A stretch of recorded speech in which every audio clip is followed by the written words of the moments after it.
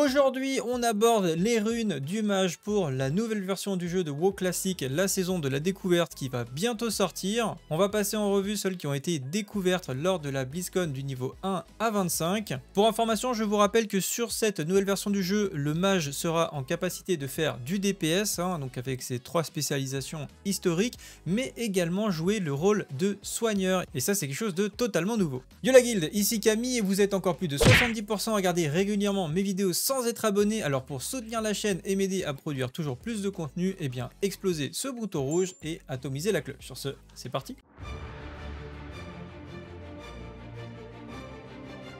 Alors déjà, pour ceux qui ne savent pas de quoi je parle, la saison de la découverte, c'est une nouvelle version du jeu qui a été présentée lors de la BlizzCon. Vraiment quelque chose de complètement inédit, inattendu également. Je ne m'attendais pas du tout à ça, mais enfin, je savais potentiellement que Classic Plus pouvait exister, mais là, clairement, j'ai été très surpris de enfin avoir du concret à ce niveau-là. Et c'était la première fois que Blizzard nous dit il y a un Classic Plus qui arrive, et en plus de ça, on ne sait rien. Il n'y a eu aucune communication et on va tout découvrir.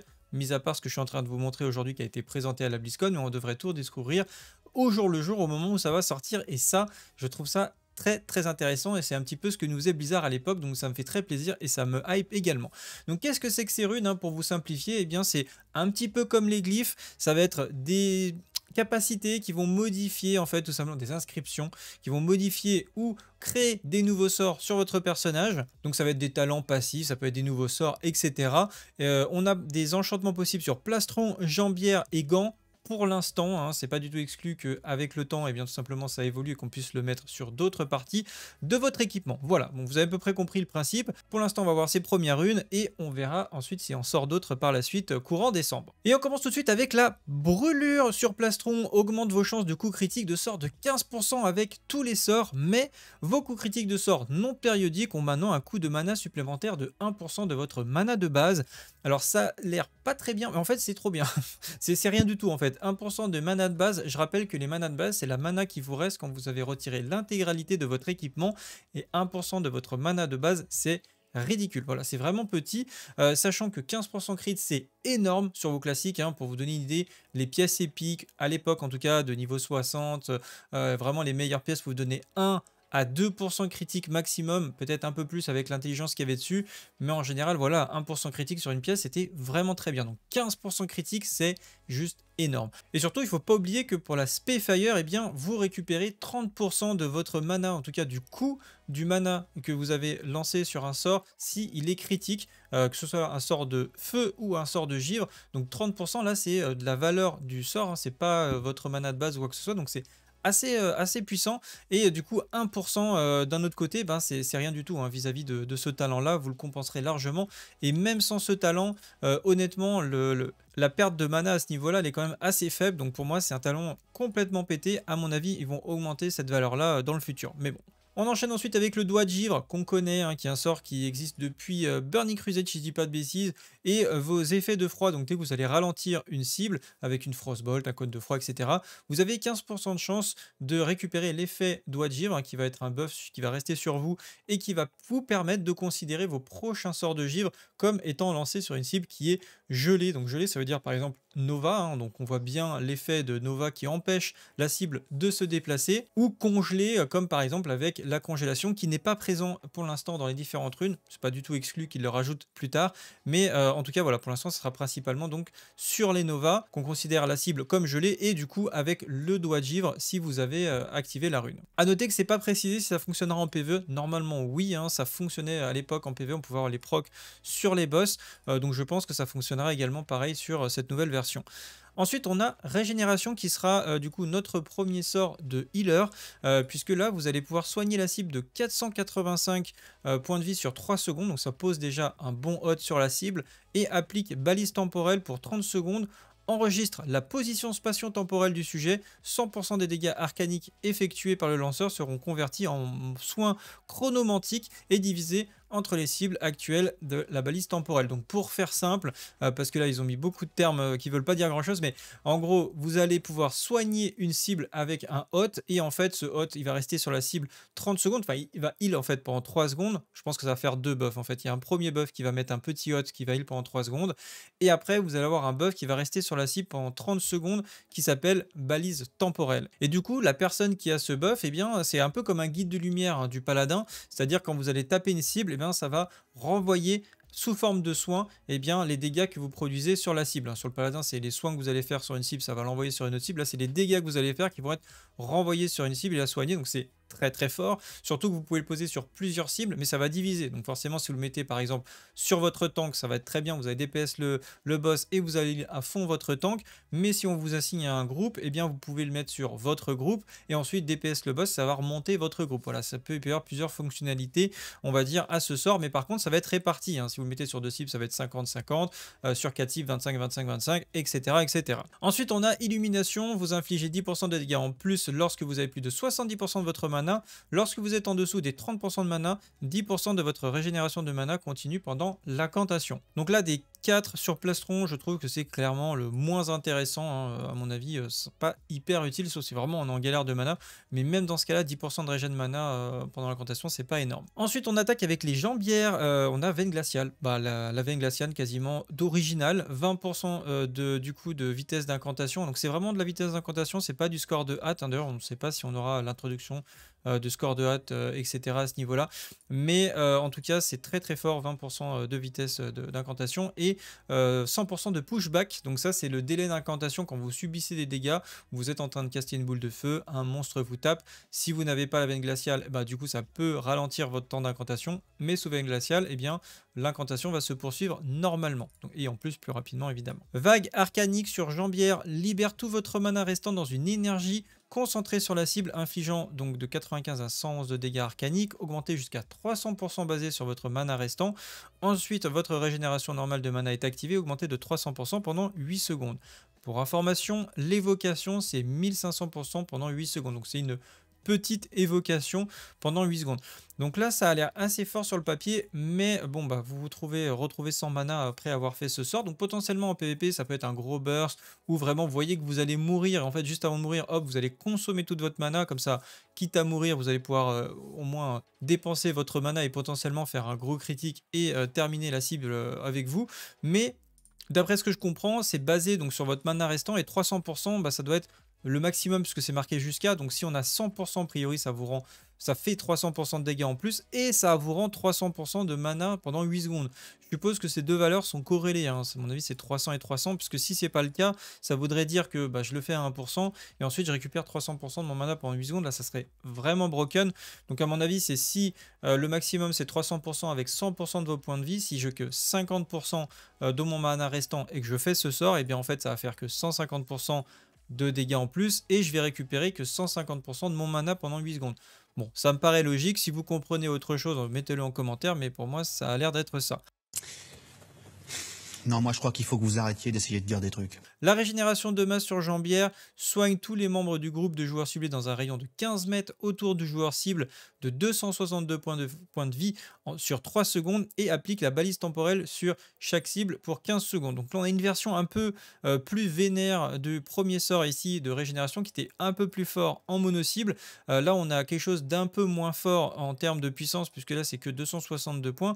Mais alors par contre c'est tous les membres du groupe. Hein. Donc là si on pack bien etc. ça peut faire beaucoup de soins, mais après rendre la balise temporelle moins efficace, hein, puisqu'on va la mettre sur plusieurs personnes. Mais si vous êtes assigné sur du soin de raid, je pense que ça peut être quand même assez intéressant. Puis surtout, là, vous allez faire qu'un seul GCD, pouvoir positionner la balise sur plusieurs personnes. Donc là, il peut y avoir des petits jeux de placement. D'ailleurs, c'est pas précisé si on peut placer les soins sur nous-mêmes. Est-ce que le mage, il peut se soigner lui-même, hein? Si c'est le cas, ça peut être un peu n'importe quoi en PvP. Hein. C'est un mage qui se soigne. Déjà qu'un mage, c'est intuable. Alors, imaginez avec du soin. Putain, il est fort ce con.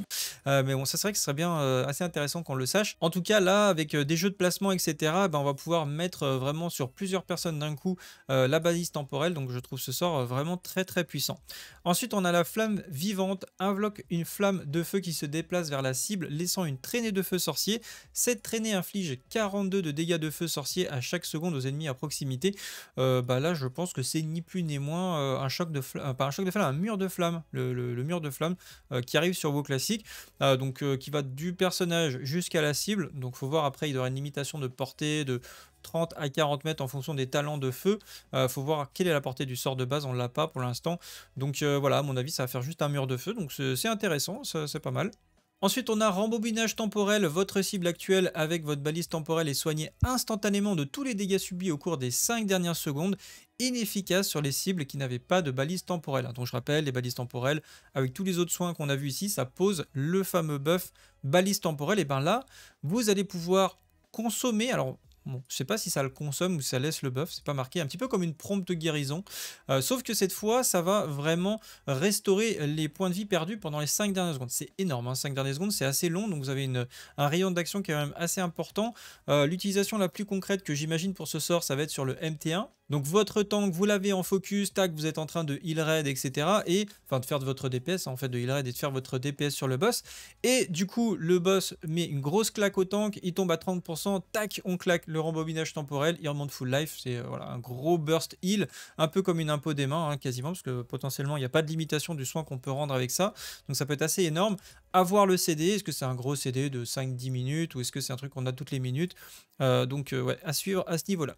La bombe vivante, on la connaît bien, on pose un dot sur une cible ou plusieurs cibles. Je ne sais pas s'il y en a qu'une seule qui peut être active à la fois. Il me semble que à l'époque, c'était une bombe active à la fois. Au début, c'était pas le cas au tout début et après, ça a été changé. Donc là, je ne sais plus trop si on pourra le mettre sur plusieurs cibles, mais c'est vrai que c'était un très très bon sort d'AOE. Ça peut être aussi un dot intéressant à mettre sur le boss pour coupler ça avec du heal, pour vous permettre tout simplement de faire des dégâts. Et puis quand vous allez poser vos balises, de continuer à avoir des dégâts en continu, donc de faire du heal en continu. Donc ça peut avoir pas mal d'intérêt, je pense, la bombe vivante. Puis en PVP, c'était très très fort également. L'explosion arcanique frappe la cible avec l'énergie infligeant 190 à 221 points de dégâts arcaniques. À chaque fois que vous lancez une explosion arcanique, les dégâts et les soins reçus de tous les sorts arcaniques sont augmentés de 15%. Donc très très intéressant également, puisqu'on voit que ça précise bien les soins aussi. On sait que l'explosion arcanique, c'est clairement le sort du jeu qui avait le plus gros output de dégâts en spé arcane. Vraiment, vous blastez comme des malades, hein. On avait des records de dégâts sur Burning Crusade pour ceux qui se souviennent sur certains boss. Et là, du coup, on peut imaginer qu'en mettant la balise sur des groupes, sur des tanks, etc., et en spammant l'explosion arcanique, ça peut nous permettre de sortir un heal juste monstrueux. Donc voilà, évidemment, ça sera au coup de perdre sa mana assez rapidement, mais sur des fights qui vont demander énormément de heal d'un coup, ça peut être une stratégie d'utiliser le mage pour burst heal, en fait, hein, tout simplement. Ça peut être intéressant. Et enfin, le javelot de glace, eh bien, inflige de 23 à 27 points de dégâts de givre à une cible ennemie, cause le triple de dégâts contre les cibles gelées. Donc pas grand chose à rajouter, c'est le javelot de glace que l'on connaît, hein, donc ça fait 3 fois les dégâts quand la cible est considérée comme gelée. Donc je rappelle, c'est quand elle va être nova, hein, vous avez la nova sur la cible, ou si elle va être congelée. Bon, encore une fois, on ne sait pas si on aura la congélation. Pour information sur comment sont calculés les dégâts de givre, de base, les dégâts sur WoW classique de sort sont tous magiques, hein. De base, c'est 1,5 fois les dégâts. Donc, c'est 150% des dégâts normaux, pour faire simple. Quand vous êtes spé givre, vous avez un talent ici qui s'appelle Ice Shard qui va augmenter de 100% le bonus. Donc, c'est pas, ça passe de 150 à 250%. Non, non. C'est les fameux 50%, puisque un dégât normal, hein, c'est 100%. Critique, on rajoute 50%. Et donc, du coup, ça va être 100% de ces 50% qui sont rajoutés. Donc, du coup, eh ben, ça fait qu'on passe à 200% au total. C'est pour ça que les sorts de givre, eh ben, ils font juste x2.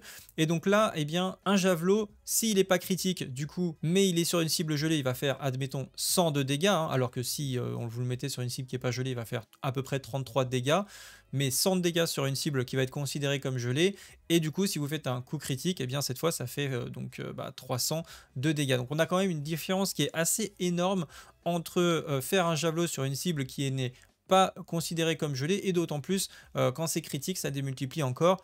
Et je rappelle aussi hein, que sur la SPJ, vous avez des grandes chances de faire des coups critiques, notamment grâce au fameux talent Shatter qui va augmenter vos chances de coups critiques et bien de 50% sur les cibles qui sont gelées. Donc voilà, on pourra faire des gros shatters sur les cibles qui sont Nova. Et voilà, on a fait le tour du mage sur WoW Classic, en tout cas le mage les runes, du mage du niveau 1 à 25. Il y aura évidemment beaucoup de choses à découvrir. En tout cas, moi je suis hyper hypé par cette nouvelle version du jeu, hein. Vraiment c'est ce que j'attendais au début de Classic. C'est vraiment ça que j'aurais voulu en fait que Blizzard fasse dès le début, donc forcément ça m'intéresse énormément. D'ailleurs, si vous cherchez à rejoindre des passionnés, eh bien je viens de créer sur mon Discord la section WoW Classic saison de la découverte, hein. On est bientôt 8000, hein. C'est un truc de fou sur ce Discord, donc objectif 10 000 avant la fin de l'année d'ailleurs.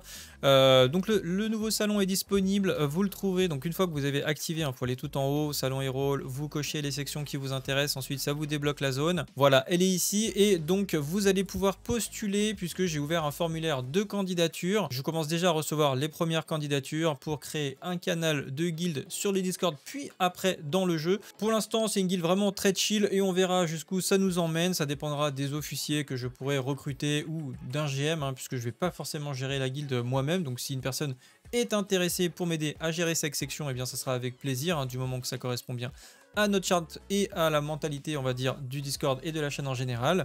Si vous souhaitez soutenir la chaîne parce que les vidéos vous plaisent et vous voyez que ça commence à faire un petit moment hein, maintenant qu'on produit des guides, des news et des vidéos par ici, et c'est grâce évidemment à vos abonnements, mais vous pouvez également rejoindre la chaîne pour financer encore mon projet et me permettre d'améliorer encore plus mon contenu, ou tout simplement passer faire un coucou quand je suis en live sur Twitch, ou encore laisser un like et un commentaire, ça m'aide pour le référencement. Voilà, chacun peut faire comme il veut pour soutenir la chaîne. Pour ma part, c'est tout pour aujourd'hui. Je vous souhaite à tous une excellente fin de journée. Salut à tous, c'est le Guild. Ciao, bye.